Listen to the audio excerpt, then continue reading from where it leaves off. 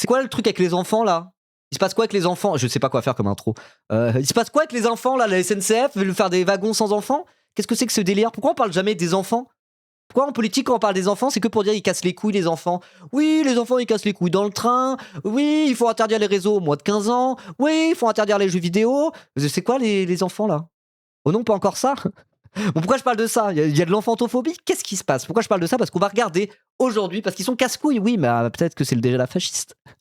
On va regarder la dernière vidéo de Host et Maudit pour Blast pour l'émission Contraste. Pourquoi tant de haine contre les enfants? Donc mon intro était un peu nul à chier, hein. Mais peut-être qu'il y a des parents dans le chat déjà. Il y a peut-être des parents qui regardent aussi sur YouTube. Ça m'intéresserait d'avoir votre point de vue peut-être. Tu vas dire ma solution? Quelle solution? Pour les enfants dans le train? Je vais pas reparler des enfants dans le train, uniquement de ça, quoi. Mais bref, voilà. Cette vidéo de Host et Maudit pour Blast parle des enfants. On avait déjà regardé la vidéo où il parlait des vieux. Elle était cool parce que ça parlait pas que des vieux comme étant... je sais pas, c'était intéressant, quoi. C'était intéressant. J'avais bien aimé. Et surtout, c'était l'occasion de parler sur le chat. Et c'est chouette, même on avait fini en écoutant les vieux de... comment il s'appelle? De Jacques Brel. Et c'était vraiment émouvant, quoi. Daroni ici, parents ici? Ouais. Vous osez encore faire des enfants de nos jours avec l'avenir horrible qu'on a? Bon, il y a plein de trucs à dire sur le sujet des enfants, donc ce que je vous propose, c'est de directement regarder les reacts, parce que là, j'ai aucune inspiration pour mon intro. L'intro était pourrie, hein. Désolé ceux qui regardent ça sur YouTube. Ou alors, tiens, notez mon intro dans les commentaires. Dites-moi, elle était pourrie mon intro, on est d'accord? Non? Bref, je vous propose de regarder directement, parce que là, je sais pas où je vais avec tout ça. Le mien a 18 ans. Ah ouais! Ah ouais! Ah, il y a des anciens. Pendant ce temps, en Suisse, les trains ont des wagons famille où c'est une partie du wagon et une aire de jeu pour les gosses, c'est un peu cool. Donc oui, Germaine Fourchette, oui c'est ça. Au lieu de faire des wagons interdits aux enfants, il faudrait faire un wagon enfant, avec des jeux pour les enfants. Comme ça, bah voilà quoi, tu fous tes enfants dans le wagon enfant et puis comme ça ils cassent pas les couilles et puis comme ça ils s'amusent et c'est que dans les positifs, quoi. 23 à 18 ans ici? Ah ouais! Ah oui, il y en a, vous êtes des darons accomplis. C'est des enfants de mon âge quasiment. Non, bon, j'ai 30, je vais sur mes 32. Bref, ok.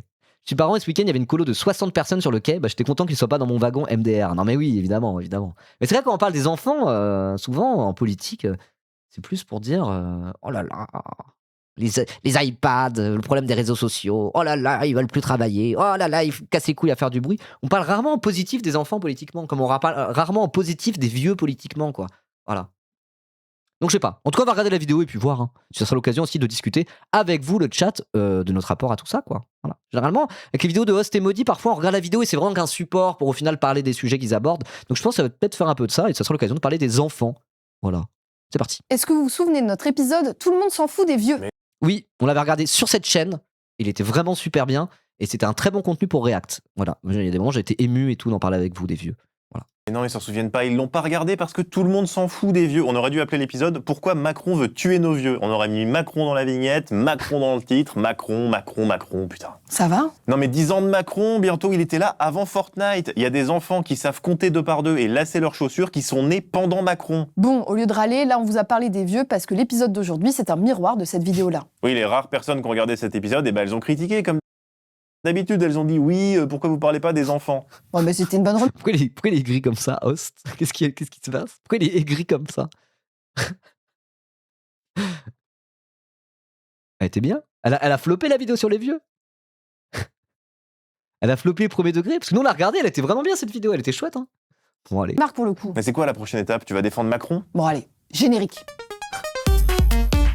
J'aime vraiment bien Host. Enfin, j'aime vraiment bien les blagues de Host. Son sens de l'humour, j'y suis sensible. Il me fait rire.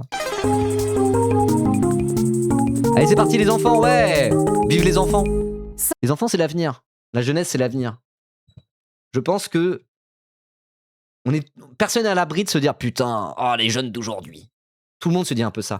C'est presque un truc un peu de la nature humaine, entre guillemets. J'aime pas ce terme-là, il pue la merde ce terme-là. Ce que je veux dire, c'est que, il y a un moment donné, vieillir, commencer à être un petit peu déconnecté de la jeunesse et se dire ah, mon époque. Je pense qu'il y a un moment donné, il y a un truc assez humain finalement de se dire ça. La question, c'est qu'est-ce qu'on fait de cette sensation? Est-ce qu'on lutte contre en se disant non, je vais essayer de rester à l'écoute de la jeunesse, rester au contact de la jeunesse justement pour ne pas devenir un vieux con, ou est-ce qu'on s'enfonce dans cette espèce de truc de oh là là, je comprends plus les jeunes. Je pense que personne n'est à l'abri de ne plus comprendre les jeunes et justement à partir de là, soit tu deviens un vieux con, soit tu te dis j'arrête de m'y tu restes aigri, tu restes dans ton aigreur et tu deviens petit à petit un vieux con, voire un réactionnaire, hein, ce qui est encore pire. Ou alors justement tu te dis non, je vais tenter de rester au contact des jeunes pour pas devenir un vieux con. Mais je pense que c'est à un moment donné, c'est un truc qu'on y est tous plus ou moins confrontés à ça. Voilà. Sarah El Haïry. Ouais. Faut bien le reconnaître, voilà. Ceux qui justement réussissent à rester au contact de la jeunesse et ne pas devenir des vieux cons ou des vieux réacs, c'est plus des gens qui... Comment dire, ça veut pas dire qu'à aucun moment, ils se sont pas dit « Ah, quand même, les jeunes, etc. etc. » Bref, vous voyez ce que je veux dire. Vous m'avez Sarah compris, vous m'avez El compris. Haïry. Allez, ça continue. Macron, et maintenant, c'est sous fifre. Bon, c'est bon, tu vas nous laisser faire l'épisode. Je vais continuer en voix off, comme ça tu pourras pas m'interrompre. Le 11 juin dernier, la haute commissaire à l'enfance, Sarah El Haïry, a annoncé le lancement d'un label, Le Choix des familles. Une initiative visant à mettre en avant les hôtels, campings et restaurants qui accueillent et respectent les familles, et plus particulièrement les enfants. Cette annonce, elle fait suite à la popularisation du No Kids. Des plages privées où il n'y aurait pas d'enfants. Ça, c'est l'enfer. Ça, c'est l'enfer. Pourtant, moi, je suis là quand il y a des enfants qui chialent dans le bus et dans le train et dans le machin. Je suis comme tout le monde, hein, ça me fait chier. Mais des plages sans enfants. Mais faites des clubs pour adultes plus 18. Il y a des lieux sans enfants qui existent. T'as des trucs comme ça, mais là, une plage. Normalement, une plage, c'est justement, tu vois tout le monde de tous les âges. Tu vois des petits bambins, des enfants, des adolescents, des vieux, des jeunes. Tout le monde est là à la plage, quoi. Enfin, je sais pas. Je trouve ça c'est une tristesse. C'est vraiment, c'est dire non à la vie que de faire ça, quoi. Les gauchistes qui se croient progressistes en défendant des trucs comme ça, il y en a tant que ça, des gauchistes qui défendent des trucs comme ça. Moi, je trouve que c'est dire non à la vie, quoi. Oui, parfois, la vie, c'est faire communauté, c'est faire société avec d'autres gens, c'est faire société avec des gamins qui te chialent dans les oreilles. Ouais, c'est faire société avec des vieux qui prennent 15 plombes à la caisse du supermarché. Bah oui. Ça s'appelle la société, ça s'appelle être un être humain, en fait. Genre. Vouloir se couper de ça, c'est vouloir se couper d'une partie de son humanité. Je trouve ça vraiment, mais d'une tristesse. Des campings sans cris. Des transports sans pleurs. Des restaurants. Après, moi, je suis comme tout le monde, hein. Parfois, je vois des pré-ados de 12 ans, là, dans je sais pas où, et je suis en genre, oh putain, ils ont l'air chiants, ils m'énervent. Je suis comme tout le monde. Parfois, je suis là, je suis en genre, oh, les petits cons. Oh, je sais que j'étais comme eux à leur âge, mais là, je suis de mauvaise humeur, j'ai la flemme, là. La flemme de les entendre parler fort. Je suis comme tout le monde, ça m'arrive d'avoir des trucs comme ça, mais juste, enfin, ça s'appelle la vie, quoi. Vraiment, ça s'appelle la vie. C'est bateau ce que je suis en train de dire, mais qu'est-ce que tu veux dire de plus, quoi? Calme. De plus en plus, on voit émerger le souhait de certains d'avoir des espaces sans enfants. Ouais, on l'a encore vu récemment avec la SNCF et son offre Optimum qui propose des espaces dans les trains interdits aux moins de 12 ans. Et là encore, ça a fait réagir le gouvernement par la voix de sa porte-parole, Maud Bréjon. Le signal envoyé aux familles et aux parents quant à la place des enfants dans la société est profondément délétère. C'est Maud Bréjon qui a dit ça? Sérieux? Bon, on est d'accord, hein. Je suis d'accord, hein. Soutien critique à Maud Bréjon? Eh bah putain, je pensais pas dire ça aujourd'hui. Et ce mouvement du Maud sans-enfant. Bréjon, c'est une des porte-paroles de la Macronie, hein, voilà. Elle veut réarmer. Ah, c'est vrai. Ils ont un discours sur la natalité. C'est vrai que Macron va envoyer une lettre à tous les gens de 29 piges ou je sais pas quoi, en mode genre, allez, faut pondre là. Allez, faut pondre. Après, moi, sur le truc de... Moi, ça m'attriste un peu qu'on fasse beaucoup moins d'enfants qu'avant. Enfin, il y a ce truc de... Jamais on va obliger les femmes à faire des enfants. Genre, je comprends bien qu'il y a tout un tas de femmes qui sont en mode genre, oh, ce truc de... On me ramène à ma condition de femme et en mode genre, sers-toi de ton utérus parce que t'es une femme quand même. C'est horrible et ça peut être très très violent à vivre pour des femmes. Donc moi, des femmes qui décident de ne pas avoir d'enfants et tout, force à elles, c'est très bien. C'est pas du tout ça que je veux dire. Mais moi, il y a quand même un côté qui m'attriste parce que moi, je vois qu'à mon âge, j'ai 31, 32 ans, autour de moi, il y a personne qui fait de gosses. Et quand même, faire des gosses, je suis tonton Ribot auprès de personne, moi. Germaine, c'est pareil, c'est pas tata Germaine auprès de personne. Moi, j'aurais bien aimé être tonton Ribot. Avoir des potes qui font des gamins. Être tonton Ribot. Vous voyez, attends 35 ans, c'est vrai que ça arrive un peu plus tard, Et ça, je commence à avoir des gens autour de moi qui commencent à avoir des gosses, et c'est plus vers 35, 36 ans. Mais en fait, moi, je vois ça comme un mauvais signe, hein, le fait qu'on fasse de moins en moins d'enfants, qu'on fasse des enfants de plus en plus tard, ok. Après, ça dépend où tu mets le curseur. Mais cette espèce de truc où il y a un côté, après, ça dépend des classes sociales et tout, mais bon, moi, je suis un blanc petit bourgeois, on va dire. Il y a ce côté où on fait pas de gosses, et à un moment donné, tous en crise de la trentaine à dire j'en ai marre, je ne sais pas ce que je vais faire de ma vie. Oh. Comment vivre tout simplement. Ce n'est plus comme quand j'avais 25 ans. Bah oui, mais souvent c'est un âge où justement on commence à pouvoir éventuellement fonder une famille et du coup ça relance aussi un intérêt à la vie, quoi. C'est beau, je pense, de faire des enfants, c'est la vie, quoi, tout simplement. Alors, ce qui veut pas dire qu'on est obligé d'en faire, quoi. Mais moi ça m'attriste un peu qu'autour de moi il y ait aussi peu de gens qui fassent des gosses. Quelque part je me dis mais c'est quoi comme génération? C'est une génération qui est triste en fait, c'est une génération qui a plus foi en l'avenir, c'est une génération qui se laisse un peu mourir à petit feu, je sais pas. Je suis pas tout à fait sûr, mais c'est un truc que je me dis, ça m'attriste un peu parfois. Voilà. Ouais, imagine en Corée, c'est ça 10 fois plus, quoi. C'est ça 10 fois plus. Socialement, c'est pas facile de ne pas faire des gosses, faudrait pas être trop moraliste, merci. Mais les gens font ce qu'ils veulent, hein, tout à fait. Je vais prendre personne individuellement en lui disant, ah la honte, tu fais pas d'enfant. Mais moi, il y a quand même un truc où j'arrive à un âge où c'est la question qui se pose, et je me dis, mais attends, moi, à mon âge, la génération de mes parents, Ça fait tous un peu des familles et tout. Et nous, on est là, en crise de la trentaine, à se dire j'en ai marre, je m'ennuie à aller boire des coups avec mes potes au bar, je ne sais plus ce que je vais faire de ma vie, peut-être que je vais m'inscrire à l'escalade pour me sentir vivre. Enfin, vous voyez, ce truc-là du trentenaire, petit bourgeois, qui est en crise de la trentaine et qui refuse de faire des enfants ou n'a pas la possibilité de le faire aussi. Hein. Parfois, c'est pour des raisons financières où tu te dis je vais pas assumer si je peux élever un enfant, parce qu'en fait, le coût de la vie est trop cher. C'est aussi le signe qu'on a du mal à se projeter dans l'avenir parce que les temps sont durs. Donc moi, ça m'attriste quand même. Alors ça m'attriste pas qu'il y ait des femmes de plus en plus qui se disent moi j'ai pas envie de faire des enfants, j'ai pas envie d'être ramené à ma qualité de mère potentielle ou quoi que ce soit, absolument pas. Mais je veux dire, le fait que moi, ma génération, etc., on fait beaucoup moins d'enfants qu'avant, c'est aussi le signe un peu que le monde va mal, quoi. Et tout ça m'attriste un peu. Et si on n'a pas de meuf, non mais évidemment, je vais pas dire à tout le monde oh là là, ne pas des gosses, ça craint, c'est pas un truc individuel. Mais quand je vois autour de moi, ma génération, comment on fait moins d'enfants, je trouve que c'est un peu pour des raisons qui sont plutôt tristes, quoi. C'est qu'on a de moins en moins foi en l'avenir, quoi. Et normalement, fonder une famille, faire un enfant, c'est un truc qui est censé être beau, quoi. C'est un peu la vie, ce qui veut dire que ça veut pas dire que tu es hors de la vie quand tu fais pas d'enfant, évidemment. Mais enfin, vous voyez ce que je veux dire, quoi. Enfin, vous m'avez compris. Notamment avec cette affaire hallucinante qui s'est déroulée récemment à Maisons-Laffitte dans les Yvelines. Mais oui, voilà. Nos parents, ils avaient de la thune, ils étaient proprios avec CDI à 20 ans, nous, c'est la merde. Ouais, je me dis ça, mais je me dis en même temps, les classes populaires, à l'heure actuelle, font plus d'enfants que les petits bourgeois blancs, quoi. Comme moi. Vous voyez ce que enfin, en vrai. C'est pas les plus riches qui décident malgré tout de faire des enfants et les plus pauvres qui décident de ne pas en faire actuellement en France. C'est pas vrai, ça se vérifie pas. De tout temps, les gens font des gamins alors qu'ils ont pas forcément beaucoup de thunes, quoi.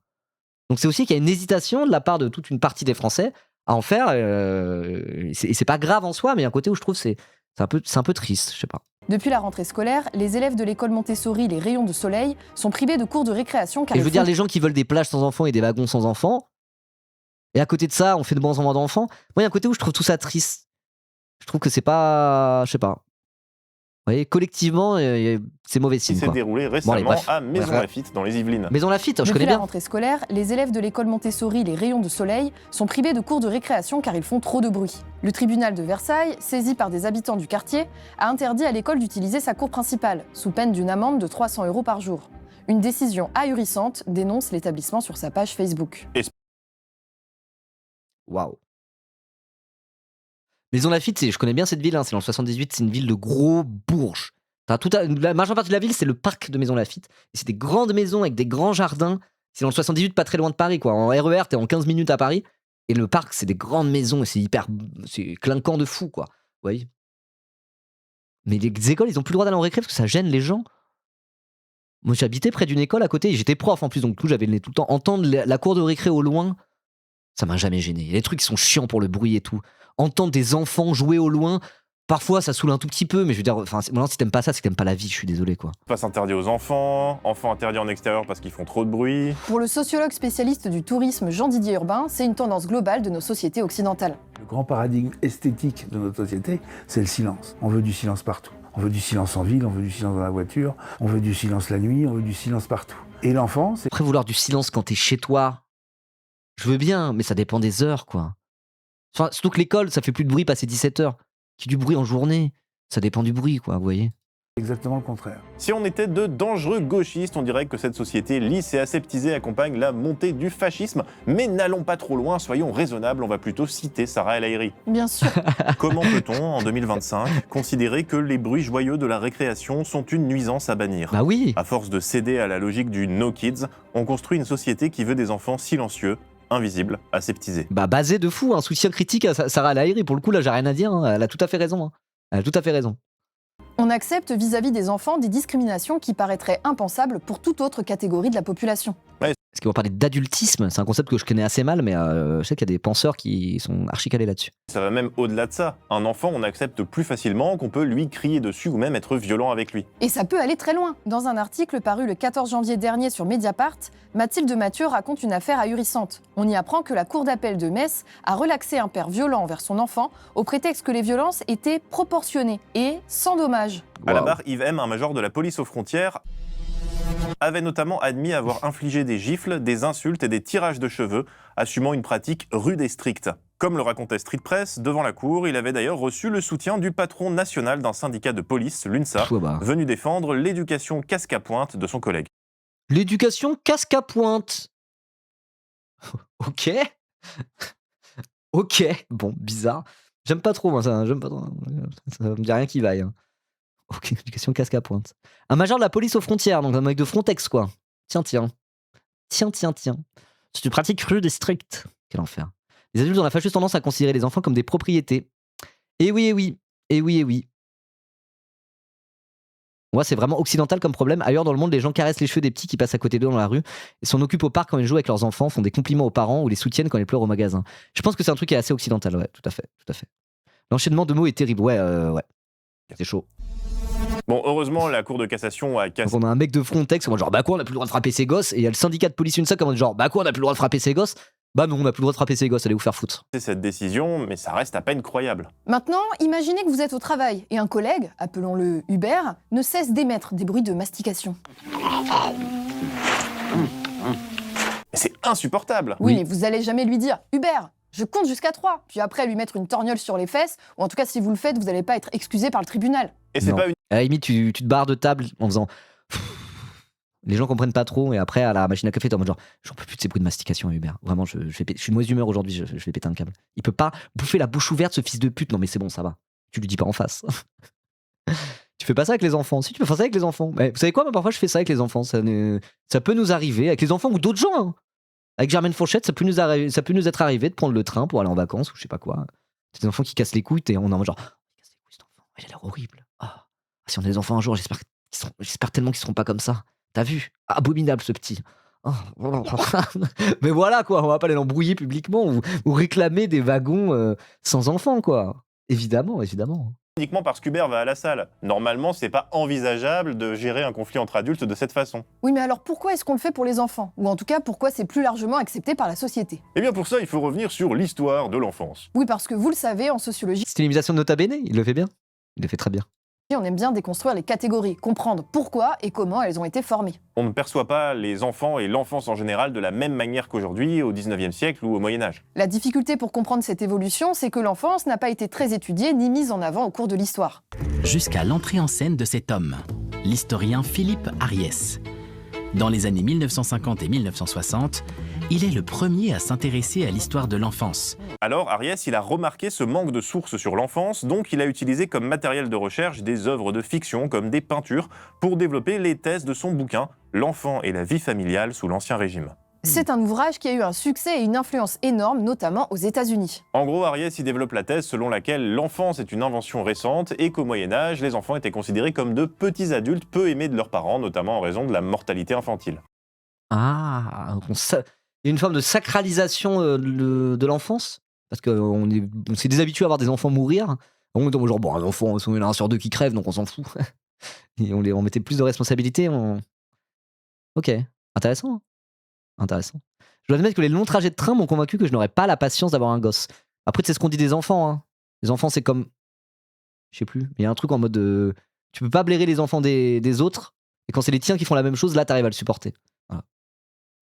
C'est une thèse qu'on retrouve dans des travaux plus récents, comme Sociologie des enfants de Martine Cour. Au 19e siècle, ce qui faisait la valeur d'un C'est enfant... comme les paix, c'est ça. C'est comme les paix, les enfants. On supporte beaucoup plus l'odeur des siens que ceux des autres. C'est vrai. Aux yeux de ses parents, c'était son utilité économique plus que les sentiments qu'il pouvait avoir pour lui. C'est pas Dans ouf, les du classes coup. populaires, l'enfant était perçu comme un travailleur en puissance et une sécurité pour la vieillesse de ses parents. Dans la bourgeoisie, il était considéré comme un futur héritier. Dans ce type de relation, l'affection entre les générations n'était pas nécessairement absente, mais elle n'était pas essentielle. La valeur instrumentale de l'enfant primait sur sa valeur sentimentale. Bon, Martine Cour, elle est pas aussi radicale qu'Ariès. Hein. Attends, mais du coup, un enfant qui pète dans le train, pour le coup. Bref. Oui, la théorie d'Ariès et sa méthodologie, elles ont été pas mal critiquées depuis. Ah. Notamment cette idée que l'enfant au Moyen-Âge n'était pas vraiment aimé par ses parents. Ça, c'est pas mal remis en question par les travaux modernes. Oui, et par les travaux de Germaine Fourchette, par exemple, sur le chat, qui a pré-shot ça en disant « Je pense que cette théorie est un peu exagérée. L'attachement existait, mais sous une forme différente. » Tout à fait. Elle connaît un peu le sujet quand même, Germaine Fourchette. Germaine Fourchette, elle est psy-EN, psychologue scolaire, avec les petits dans le primaire, maternelle, et de la première section jusqu'au CM2. C'est un sujet qu'elle connaît un peu, les gosses, les gamins. Voilà. Mais les travaux d'Ariès ont quand même réussi à instaurer l'idée. Mais attendez, je retourne en arrière. Mais d'ailleurs, c'est marrant parce que moi, quand j'étais prof, genre là, parfois, quand je croise des collégiens, je suis en mode genre. Oh, la flemme. T'es dans le train, t'as 8 collégiens qui montent dans le train, qui sont en mode genre. T'es en mode genre. Oh, les collégiens. J'étais comme ça à leur âge. Oh là là. Ça me fait un peu ça parfois, pas tout le temps, mais parfois t'es là, bon, voilà, ça arrive quoi. Alors que quand j'étais prof, ça faisait pas pareil. Maintenant que je suis plus proche, je me disais, mais comment je pouvais supporter d'être là, prof au collège? Quel enfer! Mais en fait, comme t'es au collège, c'est pas pareil parce que tu les connais, les gamins. Il y en a qui sont insupportables, il y en a qui sont marrants. Souvent, ceux qui sont insupportables, t'as quand même de l'affection pour eux parce qu'ils sont marrants à côté. Enfin, vous voyez ce que je veux dire? Et le fait d'être prof, d'être dans un rapport avec avec des collégiens, parce que de prof à élève, bah ça faisait que je les appréciais plus que quand je croise des randoms collégiens dans la rue qui font ah, vous voyez ce que je veux dire? Voilà. Donc comme quoi, les gens qui sont aigris des enfants, après c'est peut-être des gens qui ont eux-mêmes des enfants, ils en ont marre quoi, mais non, quand il y a du lien en fait, t'es pas trop énervé, y compris par le bruit, y compris par les choses comme ça quoi. Voilà. Le côté énervant d'un adolescent, si jamais tu parlais avec eux, tu verrais qu'en fait c'est des adolescents et quoi. Et le lien va à l'encontre de cette espèce de ressentiment intergénérationnel qui peut se créer quoi. Voilà. De la même manière que parfois on est en mode ah les vieux, ah il faut chier les vieux. Bah quand tu parles avec des vieux, quand tu connais des vieux, tu vois que t'as un sale petit bouffon et un sale petit connard de penser du mal des vieux. Bah, c'est un peu pareil avec les enfants quoi. Vous voyez.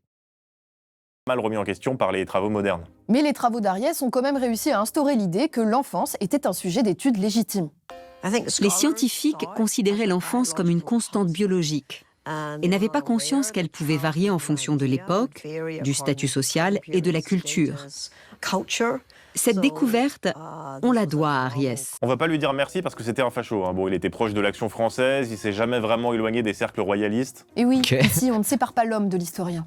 Donc ça veut dire quoi? Ça veut dire qu'il faut séparer l'homme de l'œuvre, ou je ne sais pas comment on dit ça parfois des chanteurs. Quoi qu'il en soit, il y a effectivement eu une évolution historique autour de la perception de l'enfance. Au début du XXe siècle, ce rapport à l'enfant se modifie profondément, avec la disparition du travail enfantin, ce qui fonde désormais la valeur de l'enfant dans un nombre croissant de familles. Ce n'est plus sa fonction économique, mais la relation affective que l'on entretient avec lui. Ok. L'amour qu'on lui porte et celui qu'on lui donne en retour. L'enfant est de plus en plus perçu comme une source de bonheur et d'épanouissement affectif. Un processus important de l'époque moderne, c'est l'institutionnalisation de l'éducation des enfants. C'est-à-dire une école en commun pour toutes et tous qui va former et préparer de futurs citoyens et citoyennes. Une école qui va prendre le pas sur les éducations familiales particulières. C'est ce processus qui est décrit dans cet article, ni tout à fait même, ni tout à fait autre, les territoires et calendriers scolaires des enfants et des jeunes, un article de Patrick Rayoux. Ah mais je connais ça, c'est le serveur Minecraft Pokémon d'étoiles. Quoi? L'espace et le temps J'ai la ref. Moi, je suis streamer, j'ai la ref. Une ref à Poké Rayou. Rayou étoile. Vous avez la ref les geeks? Salut les geeks, vous avez la ref? J'ai la ref. Ok ouais. C'est fou l'école quand même. Parfois je repense à ce que c'est que l'école, au moins on va dire l'école obligatoire. On va dire jusqu'à fin collège puis lycée, pour ceux qui vont au lycée quoi. Vous voyez? C'est quand même un mode de socialisation. Bah, t'as plus trop d'équivalent quand t'es adulte quoi. Genre quand t'es enfant, t'as ce truc où l'école, il y a énormément de trucs à redire sur l'école, hein. Évidemment, sur l'éducation de manière, sur l'éducation générale, sur le rapport qu'on a à l'école, sur le fait que l'école c'est censé être l'instruction, le savoir, mais qu'au final c'est un peu utilisé comme une institution qui discipline, garde les enfants pendant que leurs parents vont bosser, et puis légitime leur tri dans la société, légitime le fait que les petits enfants de bourges vont à l'école auront des bons métiers, que les enfants de prolo auront des métiers de prolo. Il y a énormément de choses et une critique radicale à faire de l'école, mais force est de constater que c'est un mode de socialisation où t'es là. C'est comme globalement là où tu te fais tes potes, etc. quoi. Et t'as un lieu où tu vas avec plein d'autres personnes de ton âge et qui te permet une socialisation presque de manière automatique. Pour le meilleur et pour le pire, mais quand même, quoi. Et après, t'es là quand t'es adulte, il y a des moments où t'es en mode genre, mais je me sens seul en fait. Je fais quoi? Comment je fais pour rencontrer des gens? J'ai de moins en moins d'amis, on a de moins en moins le temps de se voir, j'ai la tête dans le guidon toute la journée. Et donc à la place, elle a le lieu de la sociabilité du travail, mais vous voyez, c'est pas tout à fait pareil, quoi. Voilà, à condition que ça soit public, ouais. Je parle plus de l'école publique.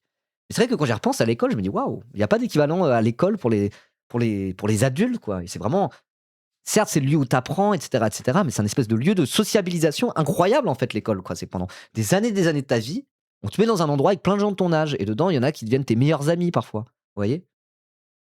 Le bar, ouais, mais c'est pas pareil. C'est pas pareil. Et surtout qu'il y a un truc où tous les enfants, normalement, vont à l'école. Bon, après, tu peux être scolarisé à la maison, etc. Vous voyez, il y a ce côté-là. Il y a presque un côté ritualisé de la vie en société, finalement. Voilà, c'est aussi ça, l'école. Et je trouve ça, je sais pas. C'est vrai que quand tu deviens adulte, t'es en mode genre... La vie d'enfant, parce que l'école existe, au final, la vie d'enfant et d'adolescent, elle est beaucoup plus collectivisée, quasiment. C'est pas collectiviser le terme, mais ouais, ce que je veux dire, que la vie d'adulte, où parfois tu te sens un peu tout seul dans ton individualisme. Je sais pas, je pense à ça parfois. scolaires constituent des Le club des sports et des passions communes peuvent aider à sociabiliser. Tout à fait, il y a des trucs... Mais c'est pas obligatoire et c'est pas tout le monde qui est. Vous voyez ce que je veux dire? Cadre très contraignant de l'action des enfants. Ceux-ci tendent à passer inaperçus tant ils ont été naturalisés dans une forme scolaire. Attendez, je finis juste. C'est juste qu'on vit dans un monde hyper individualiste, la modernité capitaliste, tout ce que vous voulez. Et l'école, c'est pas comme ça pour le coup. On peut pas dire que c'est comme ça, même s'il y a plein de problèmes avec l'école. Hein. Là, je dis ça, il y a des gens peut-être qui ont eu une expérience extrêmement difficile à l'école. C'était horrible, ils sont bien contents de plus être à l'école. Je dis pas. Mais il y a un truc où c'est un rapport à la vie sociale qui est nettement plus collectif, pour le meilleur et pour le pire, que la vie d'adulte. Voilà.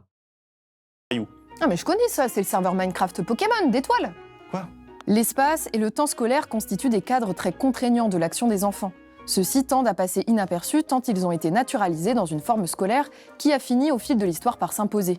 L'imposition des périodes scolaires à une société qui vivait au rythme des travaux des champs, la manière de préparer les futurs cadres à des responsabilités différentes par des emplois du temps différents font partie d'un curriculum caché, d'autant plus efficace qu'il n'apparaît plus comme une construction historique. On a donc cette idée, historiquement construite, que les enfants doivent tous être formés de la même manière dans une institution commune. Même si aujourd'hui ce mode de fonctionnement nous paraît très naturel, ce n'était pas le cas jusqu'à la fin du 19e siècle. Les enfants sont fréquemment envoyés dans d'autres familles pour y travailler comme valets ou servantes.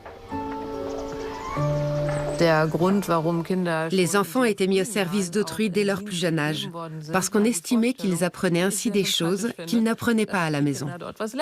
Idée que je trouve très sympathique. Cela témoigne d'une approche plutôt saine, et de la part des parents, d'une conscience de leur propre fragilité. Notre conception Je vois que ça parle de l'armée dans le chat là. Tu décris le service militaire, Ribot, machin bidule, genre. Ouais, mais après, créer du commun, ça dépend pour quoi faire, quoi. Créer du commun pour s'entraîner à la guerre, non, bon, je préfère encore un peu d'individualisme, vous voyez ce que je veux dire. L'école, c'est censé quand même... L'école, ça reste un lieu où tous les... Enfin, il y a plein de trucs à redire sur l'école, mais c'est quand même un lieu où tu apprends à lire, écrire, compter et tout. Je veux dire, au moins, si tu prends juste l'école primaire, c'est un truc de fou quand tu penses. Parce que quand t'es adulte, t'es en mode genre, je vais apprendre une langue. T'es en mode genre, waouh, c'est énormément de travail et tout, quoi. Et donc, je sais pas, parfois, je me dis, waouh, tous les petits humains, on les met à l'école, ils apprennent tous à lire, à écrire et à compter. Alors après, il y a des problèmes de manque de moyens, etc. Mais oui, t'apprends l'altérité aussi à l'école. Je veux dire, l'école, ça pourrait être tellement plus beau, justement, si c'était pas une institution disciplinaire, comme le décrit Foucault, etc. Mais quand tu regardes l'école chez les petits, bon, il y a des trucs avec des manques de moyens. Mais même, tu vois, il y a Bégodeau, par exemple, qui lui a une critique radicale de l'école, qui rejoint tout à fait la critique que Foucault a de l'école, quoi. Mais même Bégodeau, il est en mode genre, lui, il serait pour limite arrêter l'école obligatoire, etc. Il a une critique très radicale là-dessus. Il est en mode genre, jusqu'au CM2, chez les petits, c'est pas tout à fait pareil. Parce que là, il y a quand même un côté où c'est l'endroit où tu apprends à lire et écrire et compter, quand même. C'est pas rien. C'est juste que l'école, ça pourrait être tellement plus beau que ça l'est. Et chez les petits, parfois, il y a encore un peu de cette idée-là. Et moi, quand j'étais prof au collège, j'avais des 6e, ils repensaient à quand ils étaient en CP, CE1, ils étaient en mode genre, ah, c'était le bon temps, c'était bien en vrai. Là, c'est chiant maintenant, ça y est, les cours, c'est chiant. Quand on était petit, c'était plus sympa, quoi. Parce que, ouais. Bon, bref. Voilà. L'actuel de l'école comme une institution amène à une conclusion logique. Les enfants doivent être éduqués. Et ça induit autre chose. Les enfants doivent être éduqués car ils ne savent rien. Et pour ça, ils sont dépendants des adultes qui doivent les accompagner dans leur apprentissage. Ils savent rien, ils sont dépendants des adultes, donc on pourrait se dire que c'est pas vraiment des individus. Et cette idée-là, elle est très répandue dans la société et donc dans les sciences sociales. La sociologie a dû aussi revoir sa manière de considérer les enfants. Effectuant une rupture identique à celle effectuée par la sociologie anglophone, les sociologues francophones ont pris les enfants au sérieux et ne les ont plus simplement considérés comme des êtres en devenir et des idiots culturels. Ils se sont intéressés à l'enfant au présent. Attention, comprendre l'enfant comme un individu, ça veut pas dire ne pas s'en occuper ou ne pas en prendre soin. C'est même l'inverse en fait. C'est plutôt parce qu'on considère pas l'enfant comme un individu ou comme un individu en devenir qu'on en vient à justifier des comportements violents. Et justifier des trucs comme le droit de correction. Relire Mathilde Mathieu. L'expression « droit de correction » remontait à une forme ancestrale de droit coutumier. En 1819, un arrêt de la Cour de cassation avait en effet énoncé ceci. 1819, ça commence à dater. Attends, 1819 ? C'est sous Napoléon, non ? Non, c'était après Napoléon ? Attendez. Non, c'était pendant la Restauration, 1819. Oui, c'est ça ? Putain, c'est à l'ancienne, hein. C'était quoi ? C'était le Louis XVIII ? Charles X ? C'était Louis XVIII, non ? En 1819 ? Quelqu'un a la réponse ? Si la nature et les lois civiles donnent aux pères sur leurs enfants une autorité de correction, elles ne leur confèrent pas le droit d'exercer sur eux des violences ou mauvais traitements qui mettent leur vie ou leur santé en péril. Mais parce que l'enfant est vu dans l'intention collective comme un objet d'éducation. Donc on ne parlera de l'enfance que sous un angle éducatif. Parce qu'on a vraiment cette idée que l'enfant, il appartient à une sphère familiale et à ses parents, et en dehors de ça, il n'existe pas. Donc forcément, tous les abus sont possibles. Le paradoxe actuel, c'est que la loi prévoit des dispositions spécifiques pour protéger les enfants. Mais cette même loi les considère aussi comme des individus disposant de moins de droits et devant être soumis à un traitement différent que celui des adultes. Les enfants sont en fait en situation de subordination juridique. La spécialiste des droits de l'enfant Marion Cuerck, que vous venez d'entendre dans l'extrait qu'on vous a montré, ne dit pas autre chose dans un post Instagram récent. En France, l'enfant est dans notre inconscient collectif d'abord considéré comme un objet. D'ailleurs, la loi de 2019 qui interdit les violences dans le cadre familial est formulée comme suit. L'autorité parentale s'exerce sans violence physique ou psychologique. L'enfant y demeure un objet, celui de l'éducation des adultes, celui de leur autorité. Ok, bon, on va regarder la suite parce que là, j'ai pas Et on grand chose à insiste dire. encore une fois là-dessus, tout ce qu'on dit là, ça ne veut pas dire que les adultes ne doivent pas protéger les enfants. C'est ce qu'expliquait aussi Marion Cuerck sur France Inter. Il ne s'agit pas d'une horizontalité totale. Les enfants n'ont pas le pouvoir. Donc encore une fois, c'est une horizontalité. Il existera de toute façon une asymétrie entre l'adulte et l'enfant. Et on ne veut pas que l'asymétrie disparaisse. Okay. Sinon, c'est aussi la porte ouverte après aux gens qui vont dire et alors dans ces cas-là, ils sont consentants. Non, ils ne sont pas consentants. Nous avons le pouvoir. C'est une horizontalité de dignité. Elle explique aussi que du côté de la recherche, on aura en France pas mal de sciences de l'éducation, mais finalement assez peu de travaux de sciences sociales qui s'intéressent aux enfants et à leur point de vue. Pourtant, c'est intéressant, comment les enfants voient le monde, comment ils perçoivent les adultes, comment ils perçoivent leur éducation. Oui, et comment ils se perçoivent entre eux, quoi. Genre la sociologie des enfants, ça serait même un peu en mode les interactions entre les différentes formes de sociabilité que prennent l'enfance, on va dire, mais des enfants entre eux, quoi. On aurait des choses à apprendre des enfants, quelque part. Je sais pas. La manière dont se comportent les enfants entre eux n'est pas la même chose que la manière dont se comportent les adultes entre eux. Parce qu'un enfant et un adulte, c'est quand même pas tout à fait la même chose, quoi. Et parfois, en même temps, il y a des dynamiques dans les cours de récré où tu as presque l'impression que c'est un espèce de petit monde à part entière, avec déjà des places des différents enfants dans les différentes hiérarchies sociales de je sais pas quoi. C'est déjà presque une mini-société, quoi. Je sais pas, je trouve ça assez fascinant. Je trouve ça vraiment fascinant. Les enfants sont des êtres humains et les adultes sont juste plus grands qu'eux. Enfin, la plupart. Elle t'a clashé là. Cette situation de l'enfant dans la société a conduit les chercheurs et chercheuses, mais aussi les militantes et militants, à construire un discours anti-autoritaire autour de l'enfance. Et la première chose à laquelle on pense quand on imagine des discours critiques vis-à-vis de la façon dont on traite les enfants, ce sont ces fameuses pédagogies alternatives. Ici, pas de tableau noir, Ou après certains trucs alternatifs. Enfin, ça dépend pour la pédagogie. Enfin, c'est juste que les trucs de pédagogie alternative, t'en as certains, c'est des trucs d'entre-soi, de bobo, quoi. Voilà. Mais sinon, en soi, c'est des sujets qui sont hyper intéressants, quoi. Discours critiques vis-à-vis de la façon dont on traite les enfants, ce sont ces fameuses pédagogies alternatives. Ici, pas de tableau noir, l'enseignante est à genoux avec une poignée d'élèves pour un exercice de mathématiques, pendant que d'autres travaillent de leur côté l'orthographe ou leur exposé de sciences. À l'école Sama, la pédagogie est à la croisée des méthodes Montessori et Freinet, deux méthodes qui s'appuient sur les envies des enfants pour l'acquisition des savoirs. Freinet, Montessori, ce sont des noms que vous avez déjà entendus. Alors on va pas rentrer dans les détails, mais ça fait partie des pédagogies critiques les plus répandues en France. L'idée derrière ces écoles, c'est d'avoir un regard distancié sur le système éducatif institutionnel en expliquant que l'école traditionnelle est trop cadrante et trop contraignante pour les enfants. Dès que vous allez dans des écoles où on met en place des pédagogies critiques, on se rend compte que, par exemple, les enfants n'ont pas du tout besoin d'un emploi du temps. Un enfant sait parfaitement organiser ses activités et son travail. Cette critique, elle s'est construite autour de l'idée que cadrer et contrôler les enfants, ce n'est pas plus légitime que de le faire pour des adultes. On pense évidemment à Michel. Bon, après, on le fait beaucoup pour des adultes aussi, c'est ça le truc. Et encore une fois, on en revient toujours au même sujet, quoi. C'est que dans un monde capitaliste, dans un monde où le salarié est exploité par le patron, dans un monde où t'arrives, dans le travail, on te dit fais ci, fais ça, ferme ta gueule, t'es un ouvrier corvéable à merci.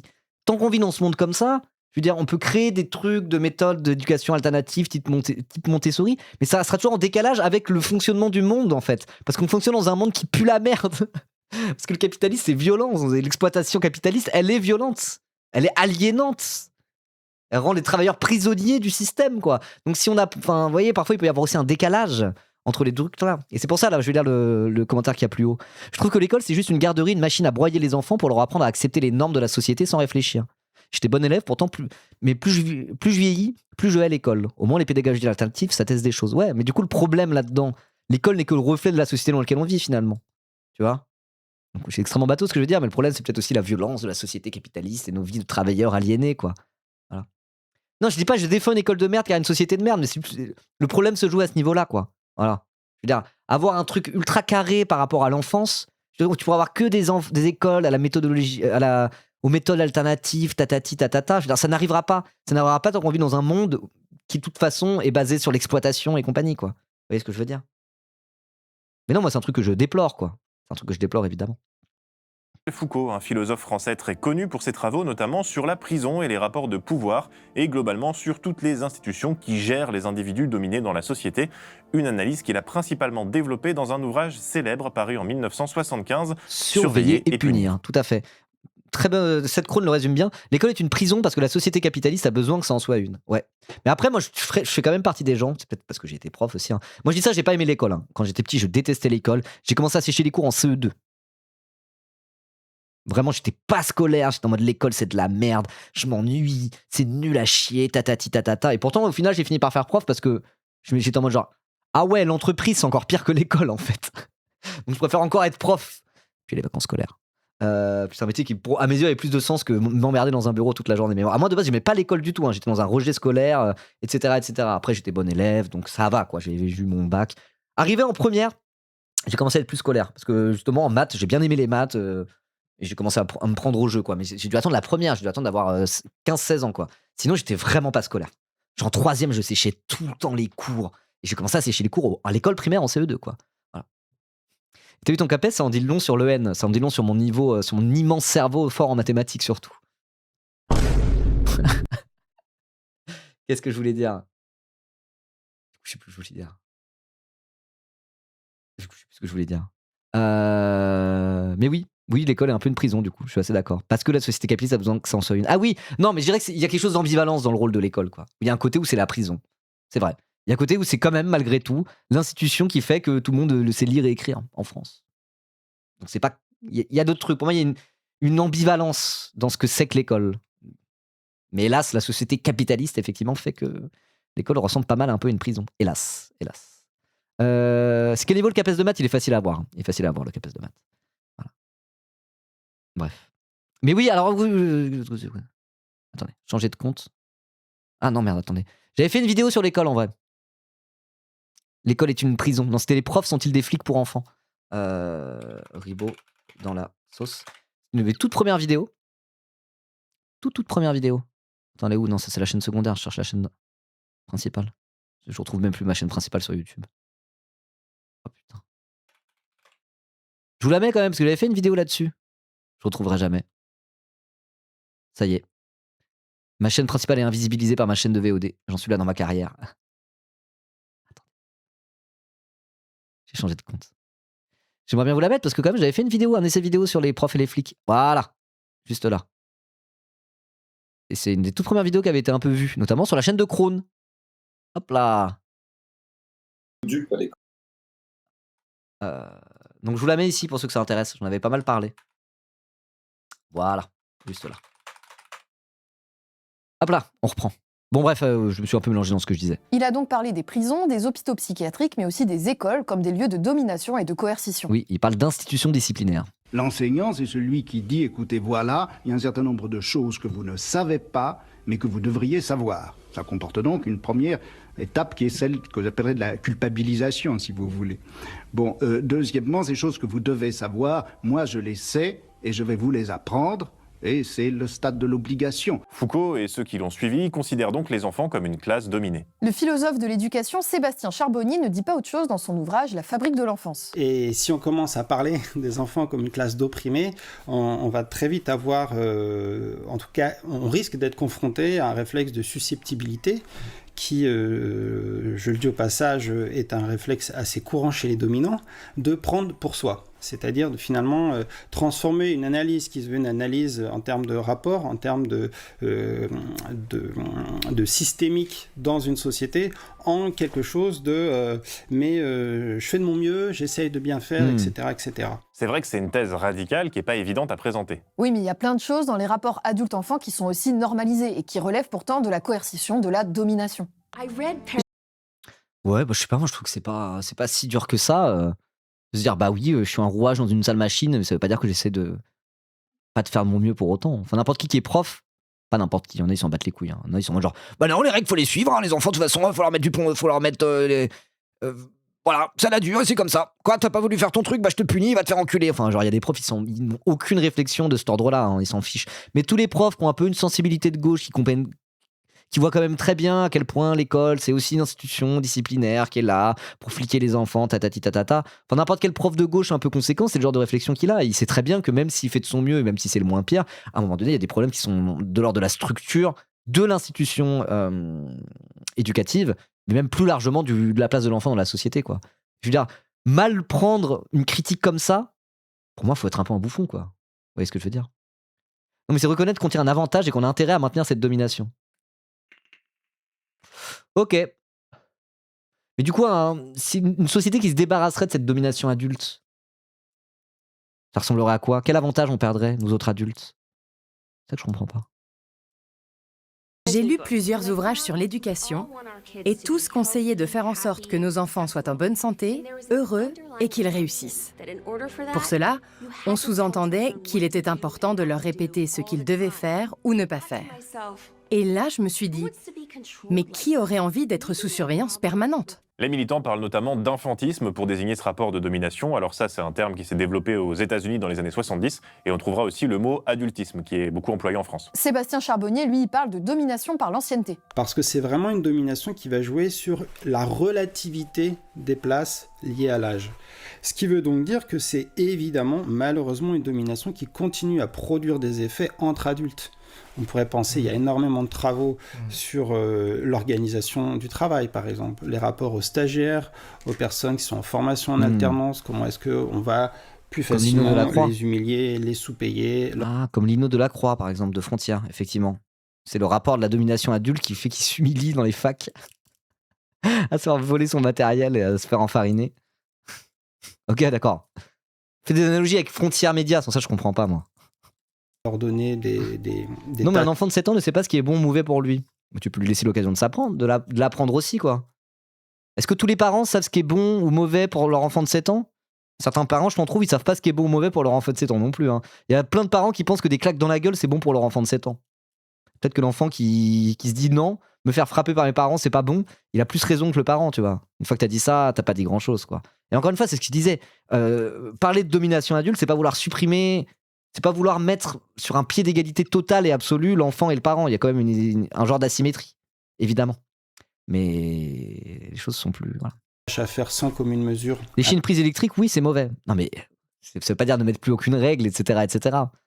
Évidemment. Mais les enfants, ils sont tous là à dire « Je vais lécher la prise électrique ». Bah, si c'est ça, oui, il faut leur en empêcher. Évidemment. Il faut leur dire « Te fais pas écraser au passage piéton ». Oui. C'est pas trop de ça quand on parle de domination adulte. D'ailleurs, vous auriez un pote à vous qui se met en danger, vous pouvez lui dire fais pas ça. Enfin voilà, c'est pareil quoi. Voilà. Vous avez un pote bourré qui se dit je vais traverser la neige, je vais traverser la Seine à la nage, lol, et que vous lui empêchez de le faire. C'est pas un truc d'adulte à un enfant, c'est un truc pour éviter que la personne se mette en danger quoi. Voyez. Les parents peuvent apprendre des enfants, mais les bons parents apprennent de leurs enfants. Hein. Ça c'est un truc que tu réalises quand tu deviens un peu adulte, ça dépend. Ça dépend des parents que t'as. Quand t'as des parents à qui t'es en bonne relation, tu dis il y a des moments où tu réalises qu'il y a certains trucs en fait c'est l'influence que t'as eu sur eux. Moi ça me fait ça un peu parfois. Avec mes parents, ça m'arrive certains trucs, ou parfois je pense à ça, quoi. Je me dis, ah, mais c'est vrai que mes parents ont évidemment une influence sur moi, mais même moi et mes sœurs, on a eu une influence sur nos parents par rapport à certains trucs, quoi. Ça, je trouve ça beau quand ça arrive. Et pour que ça arrive, il faut déjà accepter qu'un enfant, c'est pas juste, il ferme sa gueule, il dit ce qu'on lui dit de faire, quoi. Voyez, ça dépend des enfants et ça dépend plus des parents. Il faut avoir une bonne relation pour que ça fasse ça. Mais dans une relation qui marche bien de parents-enfants, les enfants apportent quelque chose à l'adulte. Déjà, il y a ce truc ils apportent aux parents une vision de la vie un peu différente que quand ils n'avaient pas un enfant à élever, etc., etc. Parfois, ça remet un peu l'église au milieu du village, quoi. Avoir des enfants, des gens que tu dois élever, qui sont de ta responsabilité, etc. Voilà, généralement, ça peut t'éloigner de tes petits problèmes et tes petits trucs de la vie de tous les jours. Donc, il y a ça, il y a cet apport. Je pense que tous les parents qui ont des enfants qui se disent je pense plus de la même manière depuis que j'ai un enfant. Il y a ça de manière très concrète. Il y a d'autres trucs aussi, quoi. Il y a d'autres trucs où les enfants, même en grandissant, ils peuvent donner des bonnes leçons à leurs parents, finalement, quoi. Mais pour ça, il faut déjà accepter que les enfants ne sont pas juste une propriété et qu'ils doivent obéir et fermer leur gueule, quoi. Voilà. Lis mes 2 derniers coms. Vas-y, je lis tes 2 derniers coms. En gros, l'avantage qu'on en tire, c'est le bénéfice de la reproduction de notre capital. Maintenir cette domination, c'est s'assurer, selon la classe sociale, la pérennité de ton capital économique et social, de sauvegarder ton niveau de vie sur tes vieux jours, de passer tes gènes, ton nom. Alors ça, c'est plus pour des bourgeois. C'est plus dans le cadre de la bourgeoisie où tu as un patrimoine à préserver, à faire fructifier petit à petit. Est-ce que ça vaut tant le cas que ça chez les prolos? En France, ça dépend après. Détruire cette domination, c'est alors faire en sorte que les enfants soient considérés comme des individus et pas comme un capital. Ouais, mais qui est-ce qui considère le plus leur enfant comme du capital? C'est probablement la bourgeoisie possédante. Ceux qui se disent mon enfant sera mon héritier. À partir de ce moment-là, la domination adulte peut permettre à l'adulte bourgeois de faire de son enfant un capital pour son empire familial à venir, ou pour la préservation et le renforcement de son empire familial. Même pour les prolos, moi dans ma classe sociale, nos parents ils comptent sur nous pour les aider vu leur niveau de retraite. Ouais, mais ça, est-ce que c'est de la domination adulte? C'est peut-être aussi parfois que t'as un truc quand t'es pauvre, les parents et les enfants sont un peu dans le même panier, et pour que la famille puisse bien vivre, normalement l'enfant a aussi besoin d'aider. Est-ce que c'est vraiment voir son enfant comme un capital que de le voir comme parce qu'il n'y a pas trop le choix, de toute façon il t'aide? Tu vois ce que je veux dire? Je sais pas. Je vois ce que tu veux dire, hein, mais j'ai l'impression que ça, tu vois, quand on parle de la bourgeoisie qui voit les enfants comme un héritier, et comme qui voient des enfants, et via toute l'éducation qu'ils leur donnent, les trucs d'élite, etc., comme avant tout ceux qui vont prolonger et renforcer l'empire familial, là, cette critique-là de la domination adulte au profit d'adultes qui s'en servent comme du capital, finalement, là, je vois tout à fait ce que tu veux dire. Je vois moins, ça me tombe moins sous le sens quand on parle de famille de prolos, quoi. Voilà. C'est pas de la domination, mais c'est l'intérêt qu'ont les adultes à maintenir cette domination. Ok. Ouais. Bon, on va finir le React. Venir en parler. En vrai, il faut que je coupe dans pas trop longtemps. Hein. Il est quelle heure là? 13h36. Donc en vrai, je vais finir le React, mais on pourra en parler une autre fois éventuellement. Ouais. Le terme domination par l'ancienneté permet aussi d'analyser les rapports de pouvoir au sein du groupe des enfants, mais entre des enfants d'âge différents. Le 16 septembre 2025, un rapport concernant les violences sexuelles commises par des mineurs a été remis au gouvernement. Dans leur globalité, les agressions sexuelles concernent majoritairement des personnes âgées de moins de 18 ans. Mais il faut quand même noter que 30% de ces agressions sont commises par des mineurs bien souvent eux-mêmes victimes. Et ça, c'est le fruit d'un système, comme le rappelle Claire Bourdi du collectif Enfantiste. Toutes les violences sexuelles, les violences physiques et les violences psychologiques, c'est un système qui fait partie de l'éducation et qui paraissait, c'était la norme en fait. C'est quelque chose qui a été véhiculé depuis des siècles et des siècles. C'est toute notre histoire. L'homme est maltraité, maltraite ses enfants depuis une éternité. Mais bien d'autres rapports de domination traversent le groupe social des enfants. Mais vous pensiez y échapper, mais vous n'y échapperez pas. Dans chaque épisode de Contraste, on vous parle des rapports de domination internes au groupe dont on vous parle. Vous devriez le savoir à force. Les rapports de domination se construisent très tôt. La recherche montre que les stéréotypes de genre se construisent dès la maternelle. L'école maternelle constitue un lieu de socialisation central dans la construction des inégalités entre les filles et les garçons. D'une part parce qu'elle véhicule et transmet aux enfants des normes liées au rôle et aux attentes de l'institution scolaire en matière de comportement et d'aptitude des filles et des garçons. D'autre part parce que dans le même temps où il découvre l'institution scolaire et apprend le métier d'élève, le jeune enfant construit son identité sexuée et affirme son appartenance à un groupe de sexe. Très vite, dès la maternelle, les chercheurs et chercheuses se sont rendus compte que les petites filles aidaient déjà plus à ranger, ou alors qu'elles prenaient moins de place dans la cour de récréation. Il en est de même pour la situation des enfants handicapés, que ce soit vis-à-vis des adultes en général ou par rapport aux enfants valides. Les enfants handicapés sont davantage victimes que les enfants valides, mais ils sont aussi davantage victimes que les adultes handicapés. C'est une double domination. Par exemple, les enfants en situation de handicap ont 3 à 4 fois plus de risques d'être victimes de violences sexuelles.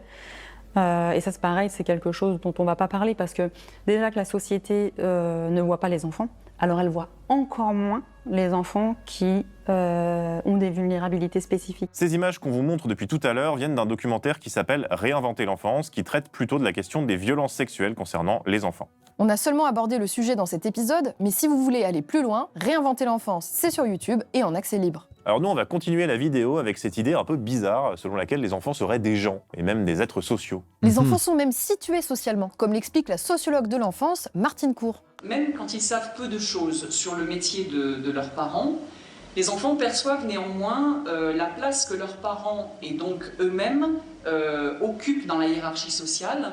Et cette perception de qui ils sont socialement et qui ils sont par rapport aux autres oriente la façon dont ils interagissent avec les autres. Et ça a un impact sur leur vie dès le plus jeune âge et même dans des situations banales du quotidien comme un rendez-vous chez le médecin. Ok, donc un fils de bourge, un fils de patron a conscientisé très très tôt le fait que c'était un fils de patron et que son père était un dominant dans la société. C'est vrai qu'il y a des enfants même qui peuvent sortir ça entre eux. Hein. Quand ça veut s'insulter et se clasher, ça peut dire « Toi, ton père, il fait ci. Moi, mon papa, il est plus fort que toi. Moi, ton père, il est chômeur. » Ça peut être des trucs comme ça, hein, pour de vrai.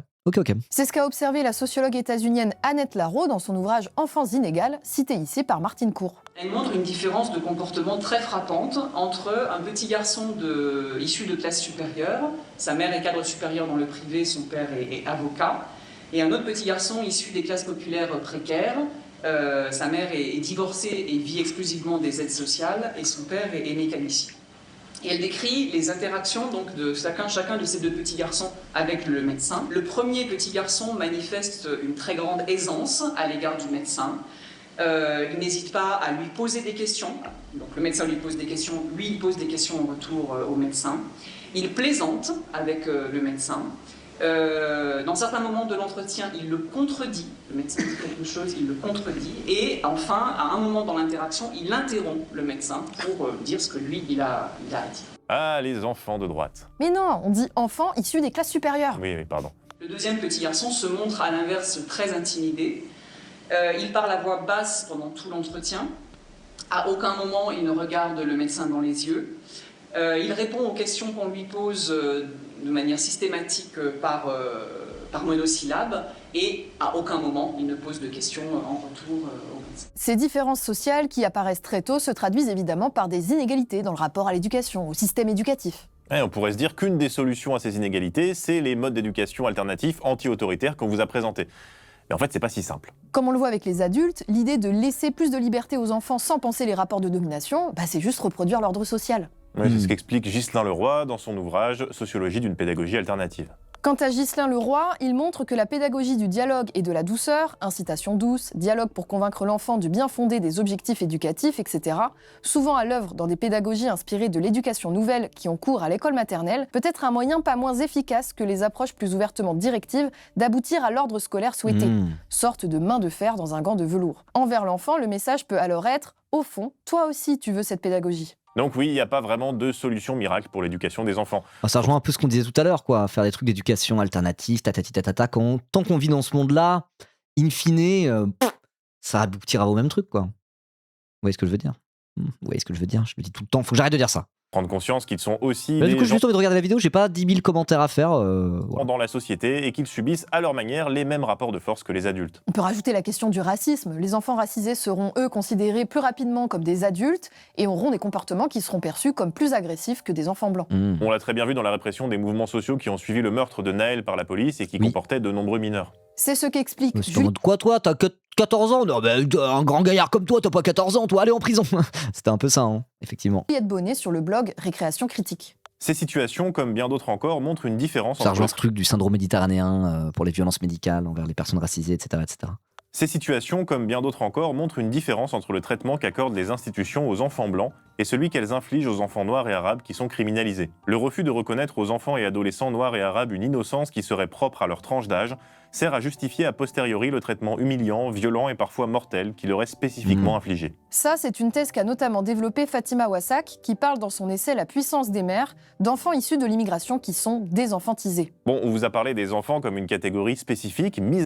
Oui, Nibaku, là. Genre Charlie Kirk, on parlait de jeune homme alors qu'il avait plus de 30 ans. Oui, il avait mon âge. Et Naël, c'était quasiment un adulte. Son un adolescent, ça va, c'était pas notre temps, un adolescent que ça. Il avait 16 ans. Non, il avait 16 ans, 15 ans. Donc si. À l'écart de l'espace public, avec des lois conçues pour les protéger, mais aussi qui mais qu'est-ce qu'il raconte? Pourquoi il parle encore de la couleur de peau? Suis la vidéo, Alvoré. T'as pas suivi la vidéo? Parce qu'ils disent que au sein de la classe sociale des enfants, 17 ans il avait Naël, genre. Le fait que, genre, si t'es blanc, noir, arabe, asiatique, tout ce que tu veux, tu vas pas être perçu de la même manière.